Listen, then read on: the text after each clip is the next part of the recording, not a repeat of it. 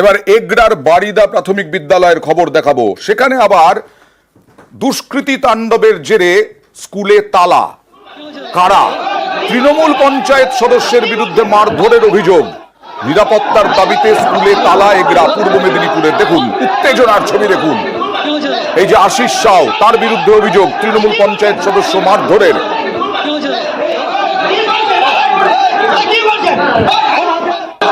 আঙুল উঁচিয়ে হুমকি।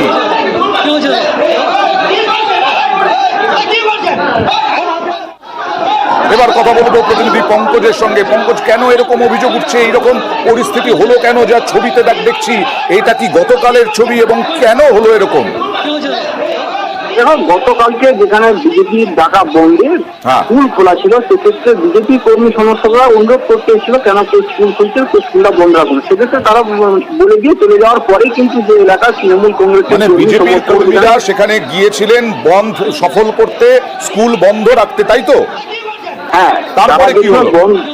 তারপরে যখন তৃণমূল কংগ্রেসের কর্মীরা তারা আসে, জিজ্ঞেস করে যে বিজেপির কর্মীরা কি এতে কি জিজ্ঞেস করলো, তখনই তারা তাদের কথাতে অসঙ্গতি পাওয়া যায় স্কুলের শিক্ষকদের কাছে। সেই ক্ষেত্রে তৃণমূল কংগ্রেসের কর্মী সমর্থকরা তখনই কিন্তু যে পঞ্চায়েত সদস্য রয়েছে আশিস সাউ, সেই কিন্তু দলবল নিয়েছে মারধর করে স্কুলের শিক্ষককে, এমনটা কিন্তু অভিযোগ করছে শিক্ষক ও শিক্ষিকারা।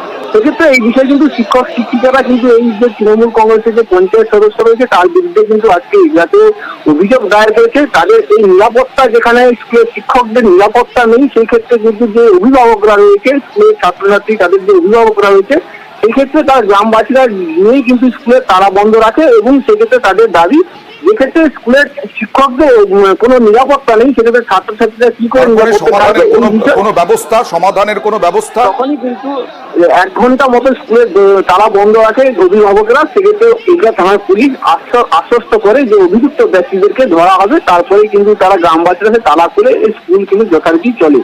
এই বিষয় নিয়ে কিন্তু যথেষ্ট কিন্তু বলিদা গ্রাম পঞ্চায়েত, এইগুলা বলিদা গ্রাম পঞ্চায়েতের যে বলিদা প্রাথমিক বিদ্যালয়ের এই ঘটনাগুলো যথেষ্ট কিন্তু চাঞ্চল্য সৃষ্টি হয় যে এইগুলা এলাকা দিয়ে। ধন্যবাদ।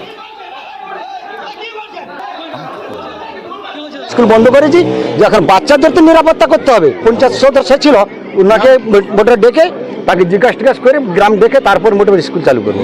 এর জন্য দায়ী মানে সেবুদের পঞ্চায়েত আশিস সাউ।